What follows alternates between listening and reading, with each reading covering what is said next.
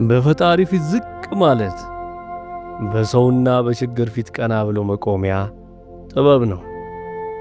ስግደት ዝም ብሎ እንቅስቃሴ እንዳይመስልህ። ስግደት ማለት ለዓለም ደህና ሁኚ ብለህ ለፈጣሪ ምስጢርን የምትነግርበት ትልቁ የትሕትና መድረክ ነው። ግንባርህን መሬት ላይ ስታስቀምጥ ችግርን ሁሉ እዚያው ትተኸው ትነሳለህ። በሰው ፊት ጎንበስ ስትል ውርደት ይሰማሃል። በፈጣሪ ፊት ስትሰግድ ግን ክብር ይሰማሃል።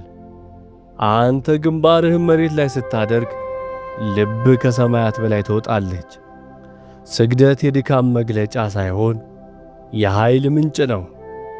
ዛሬ በጭንቀት ከምትታጠፍ በስግደት ታጥፈህ እረፍትን አግኝ። ይህ መልእክት ለሌሎች ሰላም እንዲሆን ሼር አድርገው። ለተጨማሪ መንፈሳዊ ትምህርቶች የዋካ ቲዩብ ቤተሰብ ይሁኑ።